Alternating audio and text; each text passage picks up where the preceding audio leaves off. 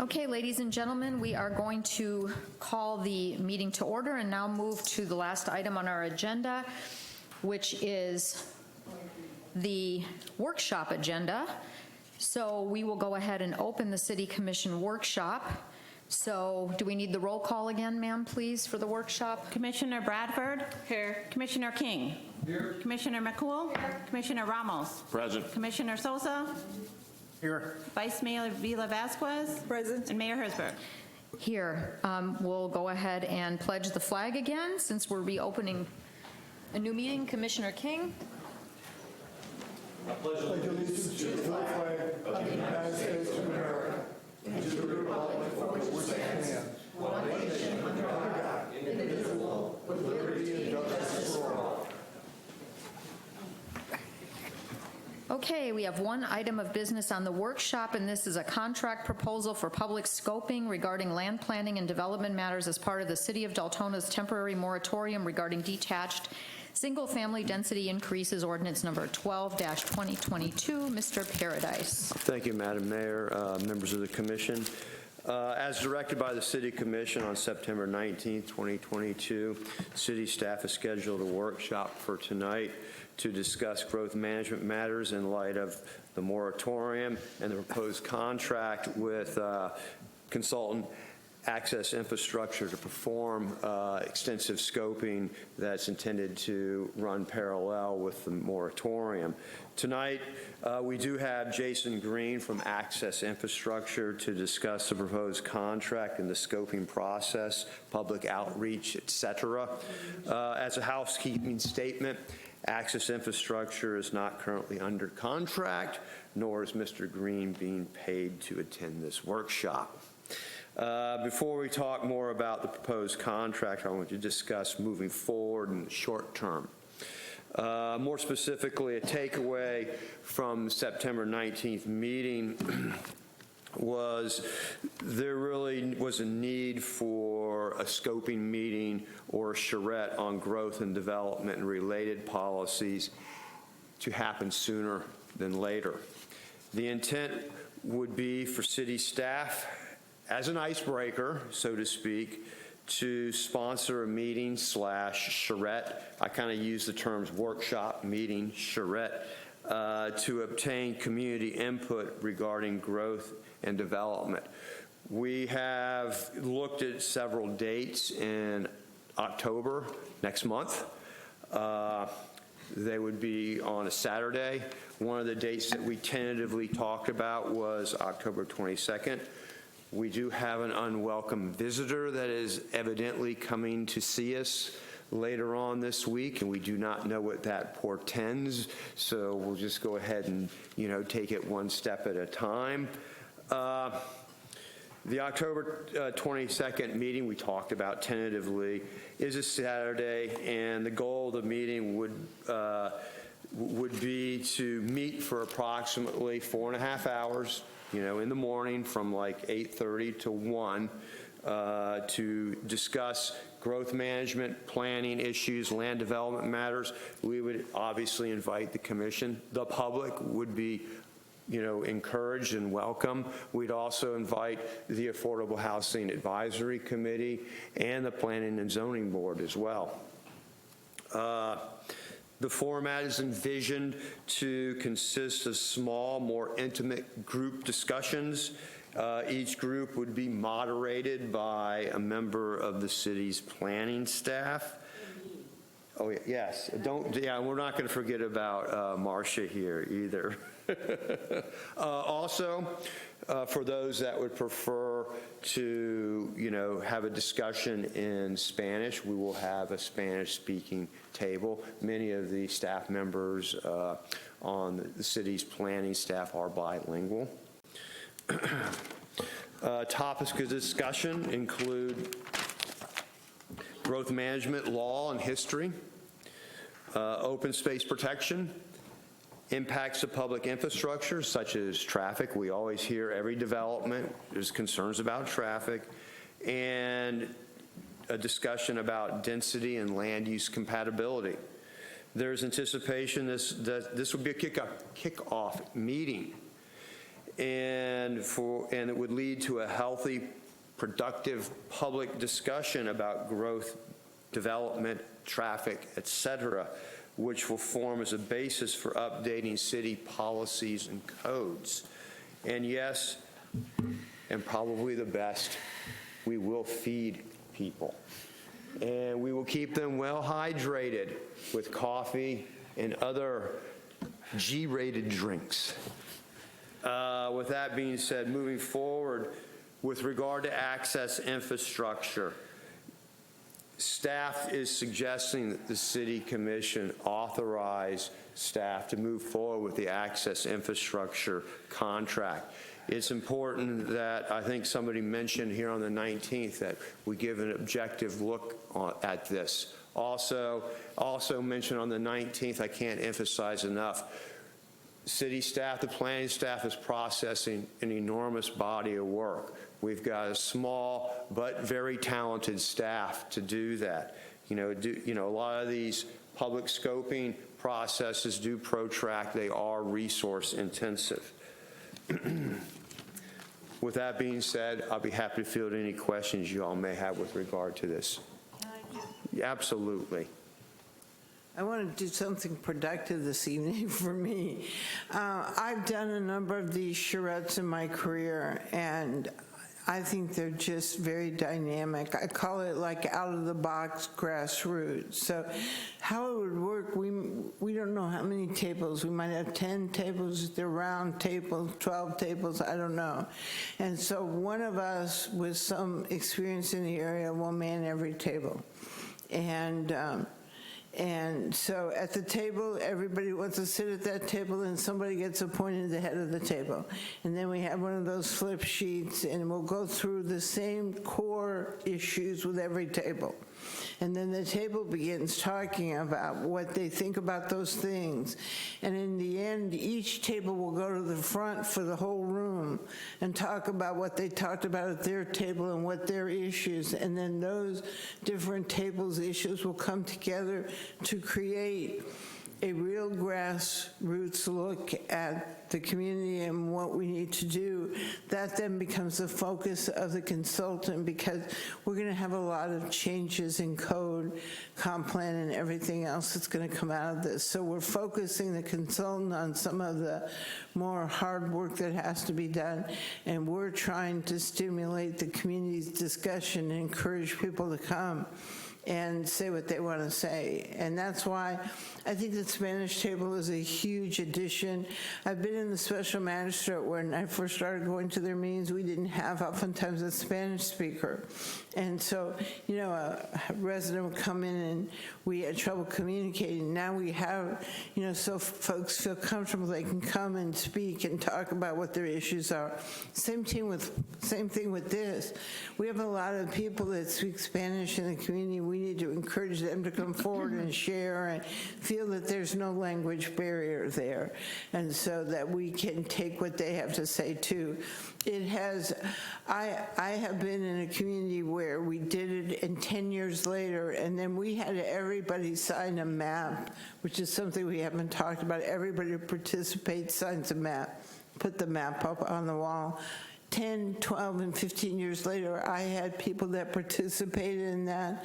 They came and brought their grandchildren to show their name on the map. I thought that was just incredible, that they had participated in something and felt so good about something. And particularly some of the conversations we've been having, we need to have that kind of excitement and feel good about how we're trying to be inclusive and get everybody the opportunity to share their ideas. So I really like this. I like the concept.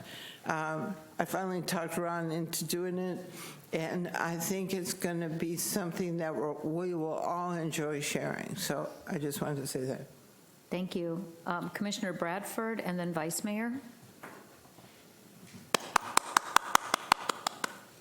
Thank you. I think we have all said that time and time again, we want community input on this. So how are you going to get them here? We are going to use the Please don't say traditional. social media. Please don't say social media. Well, that'll be one of the venues, definitely. but not the only thing. No. We're gonna use a range of tactics to outreach. We do have a short fuse for this meeting.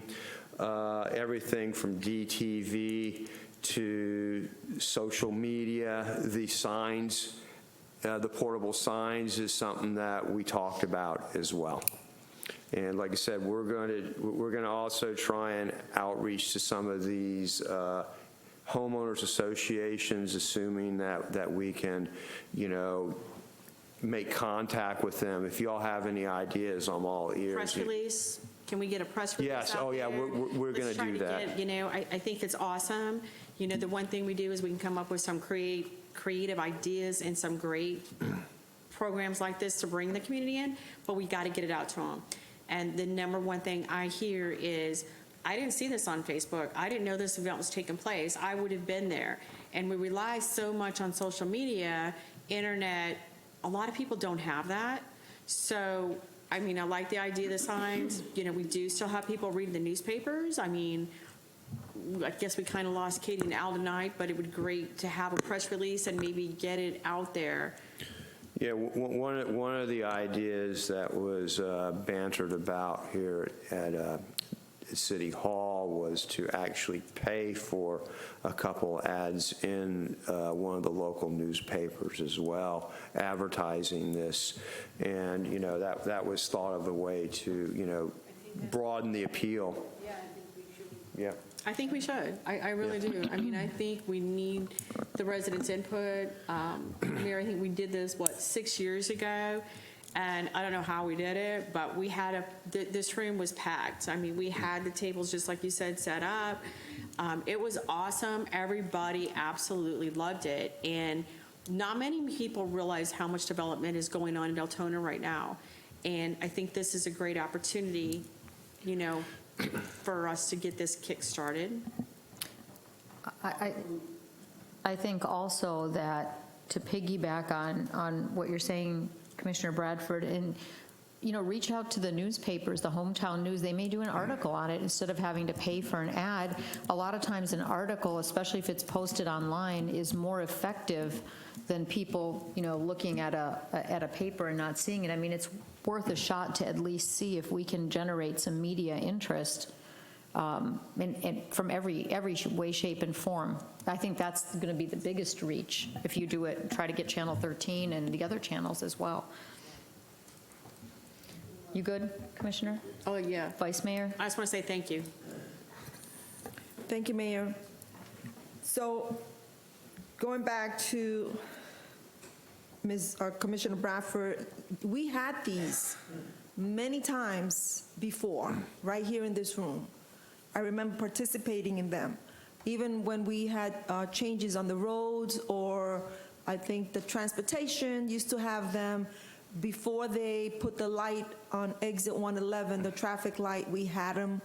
The funny part is that back then we didn't have social media. And this room used to get packed. So I don't know how the city got the information out there to the residents, but every table was packed with residents giving their opinion on stuff happening in the city. The other thing is that television has community bulletin that you can, put advertisements out there as long as there's no charge. That you can put it out there for free. I think it's community events or something like that. But yes, we've had them. I remember back in 1999, I used to come here and be part of all these events that the city had here. So I know that everybody's going to welcome them. Thank you, ma'am. Commissioner McCool? Thank you, Madam Mayor. One thing that I know that our community loves is free stuff. Our community will come out in droves for free stuff. So if you want to pack the chambers, you give away a yard makeover, you give away a TV, you give away a bundle of gift cards, you give away, and people will show up. So I'm telling you, it's an investment. I like the ROI on that, and we need to do that. Our community has become disengaged, and listen, it's the carrot instead of the stick, and we need that. So if we need to give away TVs and we need to or give away a yard makeover because we're talking about beautifying our city, if we need to do something like that, I think that it's a good investment in the community. People are curious. They will come out for that. They have to be present to win, which means you must sit through our exercise to win. But people like that, am I right? People like free stuff. They like free food. They like free things. It is giving back into the community. It's good ROI, and I think that we should consider that. It's a good investment. I think we should give away $50 gift certificates to the Deltona Texas Roadhouse. They need to go on a certain night. Commissioner Bradford? I love that idea, but I want to take it one step farther, okay? I would love us to reach out to our local businesses and see what our local businesses would like to put in as a raffle item. Jody Lee, you volunteering for a gift card? If you want someone to advertise, that's my way. You know how much money we spend on advertising? No, I'm just starting. So I'm thinking we need to reach out, I'm just throwing a name out there. We need to reach out to local businesses and see if they have something, gift cards, gift certificates, something that they would like to give. I think that's an awesome idea, Commissioner McCool. And I think that every commissioner should vow to go do some of that work because we have a very busy staff. So going to collect for the community, if we're going to put sweat in, we should put sweat in. So, Hey, I'll hit District 2. I'll go out and hit, if we all hit businesses in our district, you know, it's a good way to get us out there. Mayor, I want to say that I think it was, I forget how many weather radios we gave out, and they were donated by a local business that I went out to. They don't want me to say the name, but yeah, they'll give you something. I think we gave out about 8 weather radios, and they were donated by a local business. Okay, commissioners, this all sounds great, but we need to reel in and we need to refocus. Okay, this was an item that was on the agenda last week. We didn't approve the cost. We didn't approve the contract. We're having a workshop now, and we need to bring this forward or not and understand that this is a public scoping and it's a contract for $189,050. And for $189,050, the people that are receiving that contract should also be going out finding ways to attract people. If we're going to pay $189,000, the consultant needs to come up with ways and have that outreach to the community, because that's what we're paying for, just my humble opinion, and not staff and not the commission. If the commission wants to do it, that's great. But again, you have to work with a consultant and see how we're going to focus this if this is this commission's decision. So the commission, correct me if I'm wrong, Mr. Paradise, tonight it is our job to decide whether or not we want to go this route and have this consulting company do this scoping and move forward. Am I wrong? That is correct. That's what the agenda item is here. Yeah, we're looking for a consensus to move forward, and then we can bring that contract back for official action. Yes. That's what I mean. We can't vote on it, but again, Yes. and then how is this going to work? Because we all are hyped up here now to go give free stuff to the community and give makeovers and get everybody to bring stuff. Yeah. But how does that focus in to what Okay. the consultant is going to be Okay. doing? Our hope is that we will get enough data and relevant information that may actually cut down some of that scope. So after we have this, we're going to then have to see what we have and then talk to the consultant and see what happens in that, and then we'll bring it back to you. So we don't know, we're going to have to wait and see. As far as all the rest of the stuff you're talking about, we have to plan this, we have to put our list together. We have to be organized enough to handle whoever comes. So we've got a lot on our plate. And as Ron said, we've got so much development work coming in, I'm actually participating in helping to write a staff report.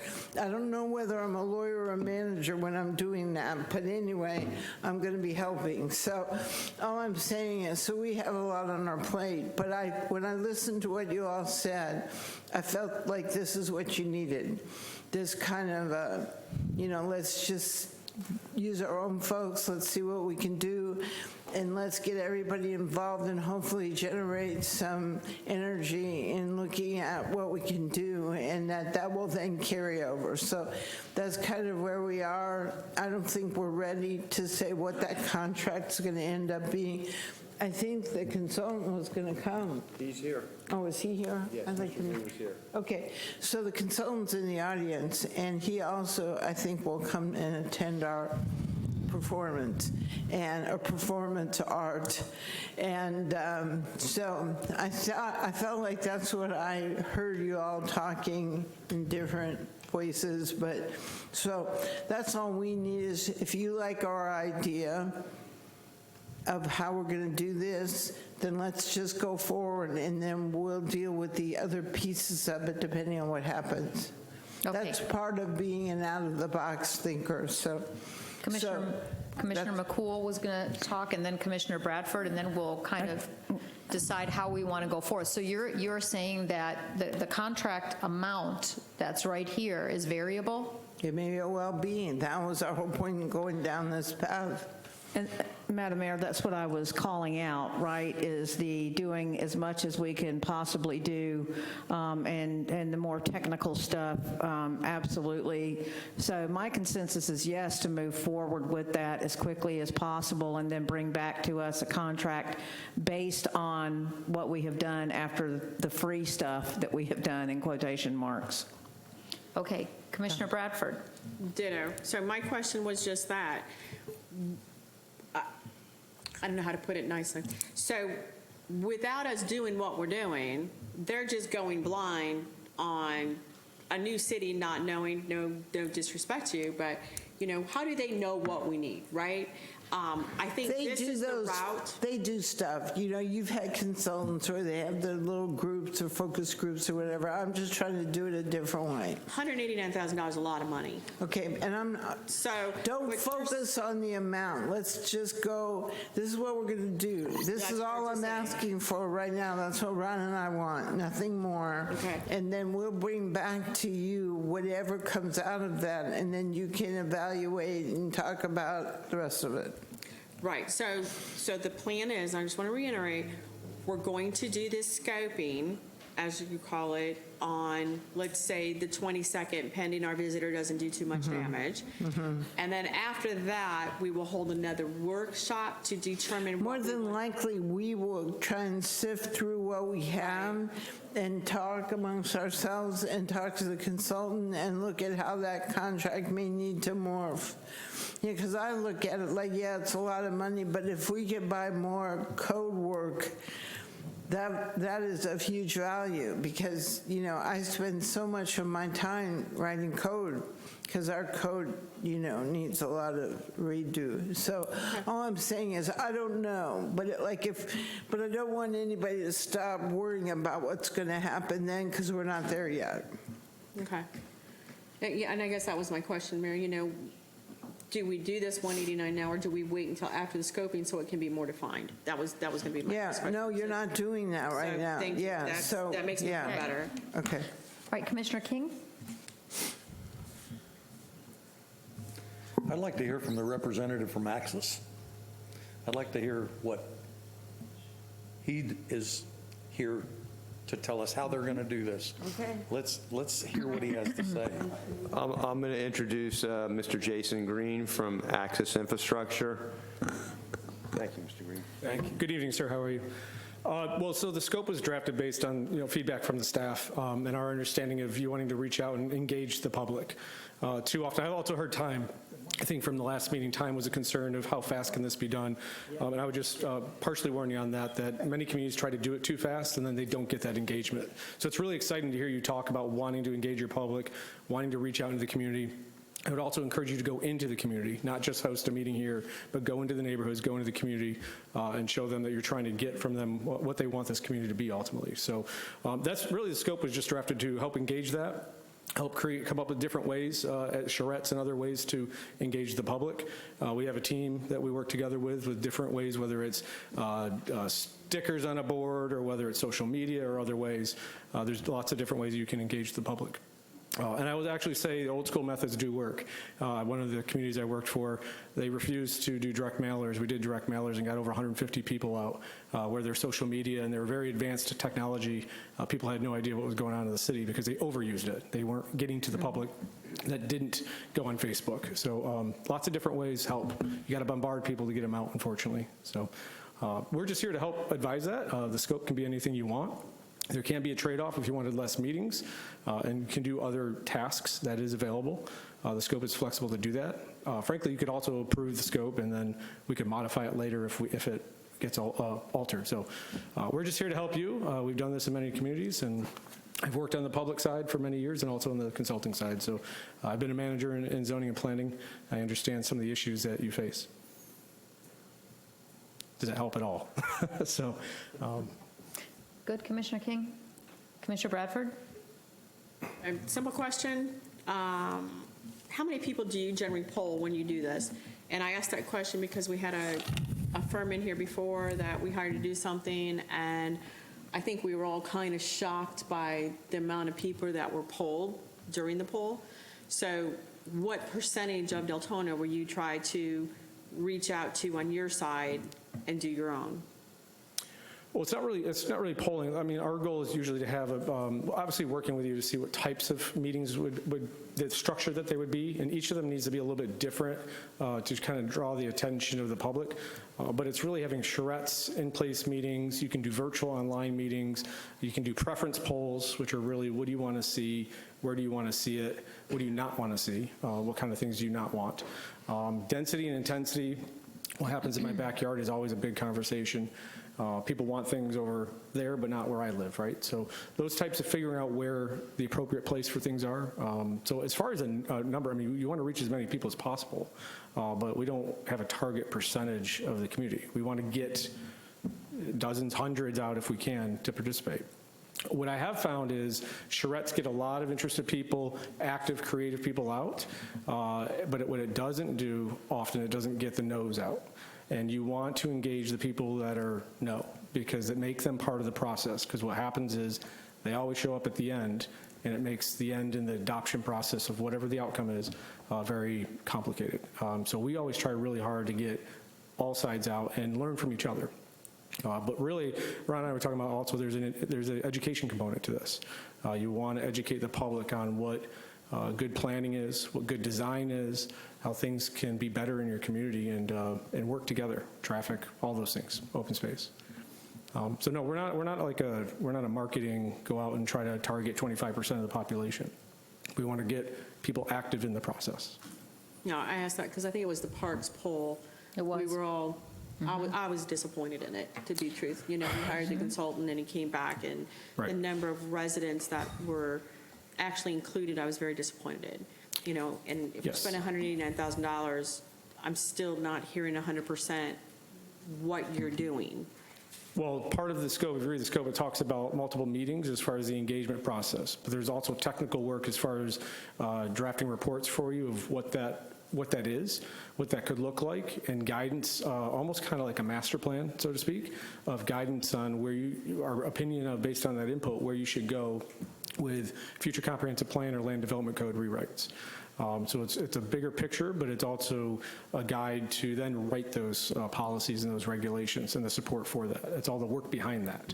So you're writing you're writing it all as well. The reports, correct. So generally what we've done is do these, and again, you could pick 3 meetings. We have 6, I believe that was in there.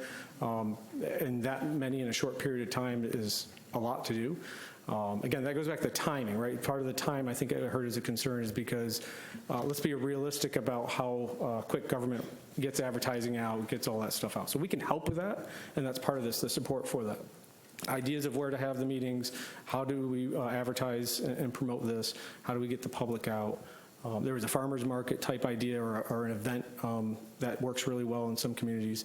Those types of things, trying to come up with those ideas that works best in your community. So at the end, it would be basically reports and a master plan document, so to speak, of where you should go, and that would be the basis for the comp plan rewrites. It's also a basis for what's called your evaluation appraisal report, which would be a policy audit of your comp plan, basically what parts are maybe out of compliance or need to be modified. That was also in there too. So it's really about 3 different things that were being covered on that. Okay, so hypothetically, we go through this, we do this, you hand the reports in. Right. Am I then hiring another consultant to actually write the comprehensive plan, or who's doing that, Ron? What you could. I mean, I don't want to be like, oh, wow, so you mean I just spent this much and I got to hire somebody else to now write this? Or is that goes to the attorney's office? And where does that go from there, Ron? Yeah, how this has worked in the past, and this will be the 3rd update to the city's comprehensive plan, and how we've done it in the past is we have outsourced the public outreach element of our update to our plan. We have used the written reports the consultant has done as support documentation for moving forward with the update to the comprehensive plan. What you're going to see here will be, a joint effort between the consultants and the city staff. Will there be need for more consultants or more consultant effort in the future? There may be, depending on what deep dive we want to go into, especially when we get into, land development code revisions or something along those lines. As we go through this process, we're just going to have to see how things evolve. And obviously, staff's going to continue to be very active in this whole process. That's what we do.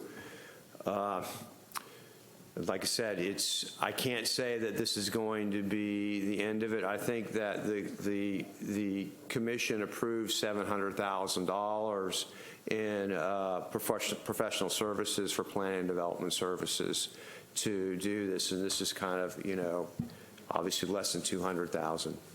Okay, and that's why I'm asking. I've never done this comprehensive plan review before, and we've never changed the scale we're doing right now. So this is, again, so we don't get bombarded, and I want to make sure I understand, this is phase 1. Then we're going to be having to put another RFP out. How does that work? For another firm that will actually take their reports and write the actually comp plan, and then that will come before the commission for a final approval. Part of the attractiveness of Access Infrastructure is they do have the skill sets to continue on with this process.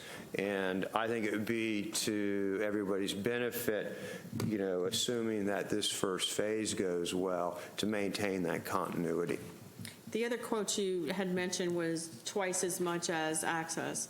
That's correct. Was their quote twice as much as Access because theirs was all the way through to the comp plan? No, it just involved this public scoping, and if memory serves me, that was a $412,000 quote that we got. And part of the challenge with that quote too was we felt that the firm was marginally qualified to do this planning work. And they were more engineering-oriented versus planning-oriented. The classic difference between the planning discipline and the engineering profession is the engineers typically are very good at saying, this is how we can do something. The planners usually ask, well, should it be done? Thank you for the clarification. You good, Commissioner? Commissioner Ramos and then Commissioner McCool. Thank you, Madam Mayor. I'm not sure how many of you have the contract, but if you look at their fee schedule, 50% of it is for public engagement and outreach. And you asked the question, because here it says final report and recommendation, and I guess, Ron, for me is kind of alongside with the Commissioner Bradford, is that going to be a final report and recommendation that we can actually put into work? Or to her question, then that's what we're going to use, that base, then to ask someone else to write the stuff for us? Both, potentially. Okay. And if I may, I think it's great. It's Nandy. We all want to do some things. We keep hearing how they're overworked. Some of the things that he quickly mentioned about, this is what he does, this is what they do. I see it's going to be a challenge. It's always great. It's kind of like everybody wants to volunteer, and then when it comes time to volunteer, everybody disappears. Not saying that we can't do it, but I say let's keep it in mind. But according to this, and if this is something that we would want to do, obviously I would ask more questions or be more specific to public engagement and outreach, because again, it's 50% of that contract. Thank you. Commissioner McCool? Thank you, Madam Mayor. I wanted to find out also if this will include scoping on the legislative portions of our comp plan. Oh, absolutely, yes. Okay, I would like to ask you about your qualifications as far as the legislative stuff, as far as in our comp plan, redoing our comp plan. This is going to include things from the state, such as our impact fees, legislative portion as far as our concurrency and stuff like that. So can you please tell me what your experience is with legislative portions that will arise? Sure. Well, most comp planning is legislative, right, by the nature. The state dictates a lot of what you can do. It's important to differentiate between the policy audit, the EAR portion of it, which is what changes in state law have effect on your comp plan, and what things do you have in there that maybe shouldn't be in there or you should tweak. Recent one comes to mind. I had a comp plan that had affordable housing definitions and terms that were out of compliance with state law. So it's going through and auditing your comp plan for that type of review, and then making the suggested changes and edits to that so that you can come into compliance with those. That's what the EAR process is. The rest of that is, I think what you're talking about is when you're writing the comprehensive plan, if I'm not misunderstanding, being in compliance with comprehensive plan, concurrency, impact fees, and that sort of thing. I've been doing this for about 20-some years now. Lose track after 20. I've worked in local government and written my own comp plans and land development codes as a consultant. I've been doing it now for about 15 years and written several comp plans. We're working with St. Cloud right now, rewriting their comprehensive plan. Same kind of situation, public output or public engagement. They did kind of a master plan type thing, and then we came through and did their EAR, and then did their comprehensive plan rewrite, and working on that now. That's an example of why I would say what you're doing, I think, is the best approach from engagement and then writing. Get people on board before you start drafting policy, because what happens is people don't understand it. They get it posted on their website. They see all the strike through underline. They really don't understand and hard to follow it. And that's when you run into the problems. And so I think if you can get the engagement and on board of what you want for your community to be, that'll make that process a lot easier. You got to do it at some point. So you either do it as part of the comp plan rewrite and make that budget bigger, or you do it separately, which I think is a good way to do it. And I just want us to be, I'm sorry. Go ahead. Could we, please? I just want to make sure that we are very adamant or very aware as a dais about those legislative portions. Sure. Because Madam Mayor and Mr. Ramos, y'all know that working on the legislative side of it with TPO, right? How it's going to affect, and you've been doing this for a long time, Madam Mayor, regarding the legislative portions. I don't know that I'm going to be our TPO person when Victor leaves, but what I'm saying, these are concerns of mine because I'm involved with the legislative portions of our growth management, right, and how we're writing this. I just want them to be in unison, right? It's to feel good stuff, right, improving on this moratorium, but it's also getting the best that we can from the state right, and getting everything that we can, the meat, as it were, left on the bone when it comes to the legislative portion. So I just want us to all to be very cognizant of that. That's a fair point. I think it's important to understand the options and the somewhat flexibility that you have, whether it's concurrency or not having concurrency, whether it's mobility fees versus impact fees. All those things are open for you to consider. And I think maybe I didn't quite answer your question. So I have served in government and as a consultant to the MPOs and served on the technical advisory committee, bike ped committees. I've been on several teams to rewrite long-range transportation plans. I'm not a transportation expert by any means, but I think, as Ron alluded to, planners pulling the pieces together, understanding how the community works has been a key part of that. I'm currently serving as a community development director, as a consultant for Fort Myers Beach. I've been doing that for 5 years. We've dealt with impact fees. We've dealt with legislative issues, lawsuits over compliance or non-compliance of different things. So, yes, I have a lot of experience doing it. And personal property rights, you know, Yes, and ma'am. I'm just saying that the legislative portion for us, and my concern and my hope is that our state, as it were, has become very restrictive to us local home rule and such, and I just want to make sure that as we're doing this, that we have a lot of advocacy and that it's known that that's what our expectation is on the legislative side of this. If we're going to do this right, I want to make sure that that's kept in mind as we go along. I don't want just pretty lots, you know what I mean? I want that advocacy, and I want a shark to bring on. So understanding what you have done brings me a better level of comfort from that legislative side. And I'm glad you used the word advocacy, because you've got to, again, get the public engaged, because otherwise, if you just start painting colors on a map and telling somebody what that color is going to be later on, that doesn't work, and that's not good engagement with your community. Okay, thank you, Madam Mayor. Thank you. We'll go to public comment now. Is there anyone signed up for public comment for this item? Madam Mayor, there are 3 public comments. Kathy Bryan, then Tara DeRico, and Jody Lee. Kathy Bryan, please.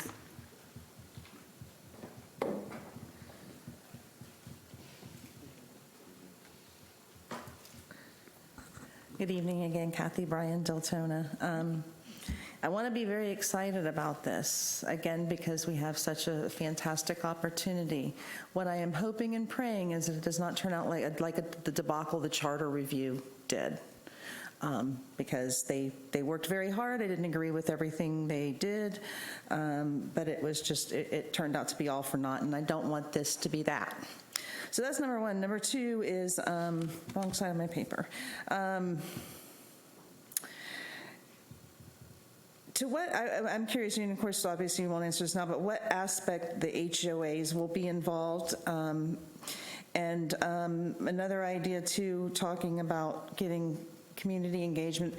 We have 2 high schools on either end, and I think it would be a good idea to maybe target the high schools too, and bring in some of those teenagers have big and bright ideas, stuff that I never thought of.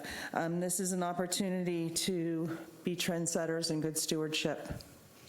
And I know we're bringing the public in, everybody's got ideas, different ideas on what we would want to do, but I would love to see any ways to incorporate better landscaping, which we can do because the governor of the state of Florida, it's state statute that an HOA can't bar you from planting Florida natives and stuff like that, but I'd like to see us get a little more strict on that. I know there's certain things we can and can't do with HOAs, but I think we can make rules as a city, reasonable rules, not over the top, fringe level stuff on the amount of plants that can be taken in and stuff like that, because if we don't start, again, we still have to watch our water.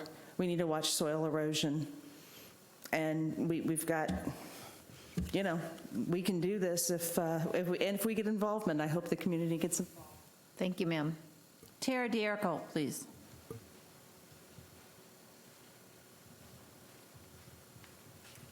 Hey, good evening again, Tara DeRico. So it's 189,000. It's not. It's variable. So I'm just going to go by the facts that are in the agenda item, which is what you're all voting on.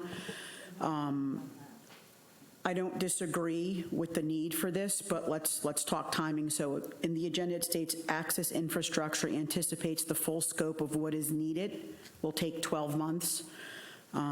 Optimistically, let's just say they can bid in the next 4 weeks, which is in line with the October 22nd meeting timeline.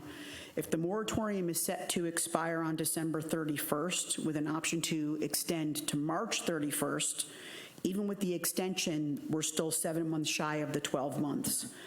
And Access is stating they need to properly do the job 12 months, and we pay them $189,000. So we need to be sure this is being done the proper way, where we will actually benefit from all of their hard work and from the firm that's being hired, so we receive proper value for that investment. The residents do have some concerns that $189,000 of taxpayer money will not yield that proper investment on this, because the firm does need 12 months. I also, too, I just want to thank the representative for coming out and speaking. I think that was really nice, especially when it's on your own time and on your own dime. So thank you. Thank you, ma'am. Jody Lee, please.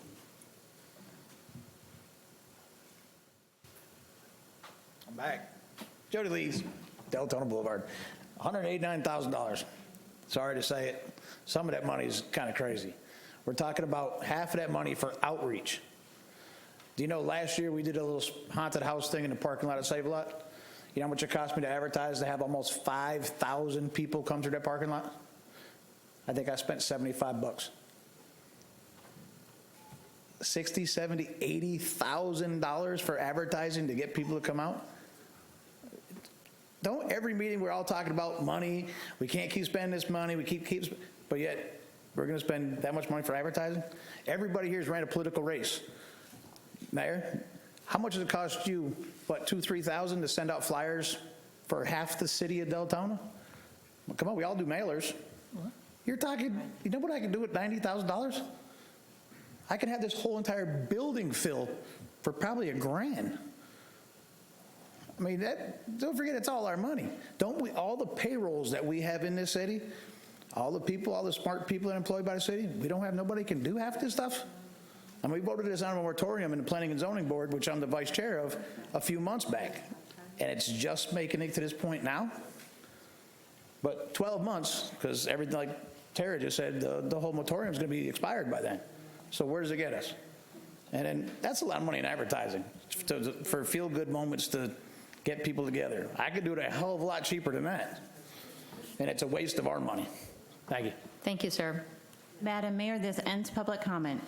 Thank you very much. So, commissioners, you've heard from the public. We've had our discussions. Commissioner Bradford, you are on the board. To my knowledge, we're not spending the $189,000 right now. Okay. So this is just to be able to do your advertising and get it out there for us to do this. So I got a couple questions, and are we able to extend past March 31st?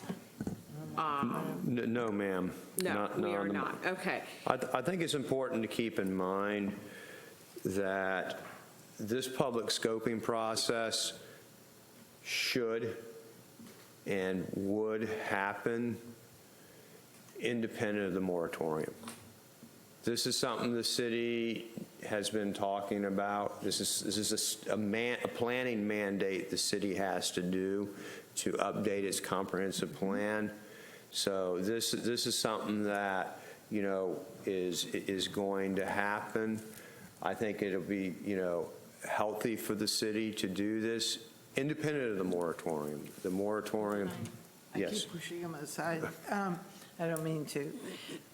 We can, as we go through this, we can prioritize items on the list, the ones that we need to write first. And, you know, so I kind of feel like everybody's kind of overthinking. We're just right now trying to deal with scoping. We don't have a whole lot of time. We're trying to move fast, get as much public input and comment as we can. Then we're going to come back to you guys with what we know. We're going to look at this contract. I don't know what he said, that we can kind of pick and choose what we need, and so that may well be what happens. And so sometimes I just feel like we need to take a breath and let's go do this, and then we'll bring it's all going to come back to you. There's nothing's going to happen for the future. We're not going to spend $189,000 without you guys looking at it again and looking at how it's changed or what we keep in it, or what we get rid of. We're just trying to move quickly because we don't have that much time with regard to the moratorium, and I know there's some really key areas that you guys want to address and you want code written for the future. And so, And I asked that, Marcia, because part of me says, yes, I do want to do your scope. I do want to do that, okay? But the other part of me says, we have a lot of seats up here open. We have 5 possible different, we don't know who's going to be up here, okay? And I don't want to vote on this until we have that new commission up here. you mean even us doing the scoping session? No, I want to do the scoping. Okay, But all right. I don't feel comfortable voting on this, especially since it's just part 1 of which could be a multiple phase, until we have a new commission up here. I mean, we already know That's we fine. want a moratorium, there's things we want to change on it, but, you know, it's not about just the 2 that are staying. We weren't even So, addressing that great. part, so Okay. I just feel like we keep jumping ahead. Well, no, I just want to make it clear that I don't feel comfortable voting on this Okay. until, no, I feel good with the scoping, but I don't feel voting on any of this even in a couple weeks until we have a new commission up here.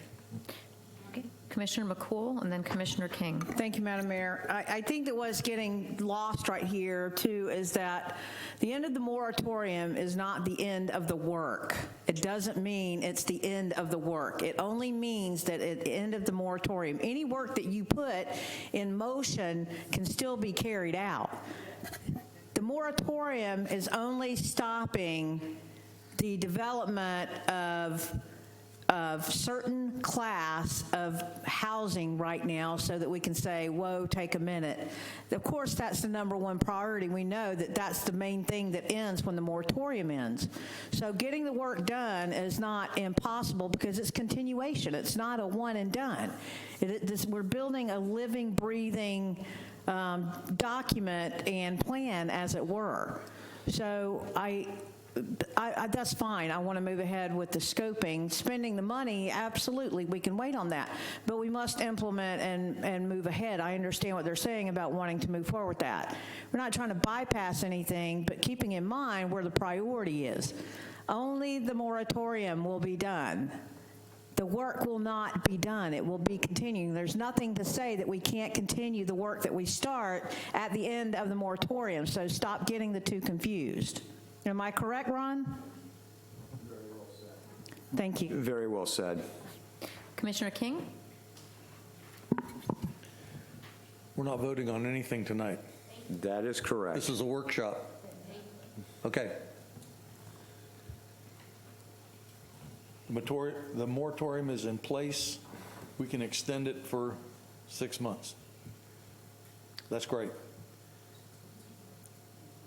We need to begin to develop the plan for what we're going to do. So what we're talking about right now is collecting our citizens together to sit down and give us their input. Am I correct so far? Okay. Now, my question, I guess, now is, at what point do we need to have a motion to engage with Axis? Does that have to be done at our next meeting? No, sir. Or is that going to be done after we collect our information? Yes, I would anticipate that it would be after that public scoping meeting. Okay, so we might not even be here, by the way, some of us, when that comes before the commission. Am I correct? That is a very real possibility. Right. Yes, yes, sir. So I think we're trying to jumble a whole bunch of stuff into one package when it really isn't in one package. All we need to have is consensus that we want to move forward with this engagement of the community and gather the information that we need, and then start writing ordinances or whatever we need to do to start fixing things and then we will come back and decide whether or not Axis is going to participate in this and help us through the end process. So, did I do good? All right. So, I'm for moving forward. How about you? Yes, yes, yes. Commissioner Sosa? Yes. Yes. Okay, you have your consensus to move forward. with this. That is understood. Get it done. And commissioners understand that in your budget books, you also have money set aside for the comprehensive plan year-based amendments that's due every 5 years, and this is due in 2023, and also for the analysis of impediments that's state mandated, and it's due in August of 2023. So those two things, correct, Mr. Paradise, will also be working in hand with all of this. And there is scoping, that's part of the analysis of impediments. There's, you know, there's going to be some tandem tracking, let's put it that way. So you have your direction for moving ahead with this. So we are done with our workshop. I'm not sure where Marcia went. Do we have any comments from?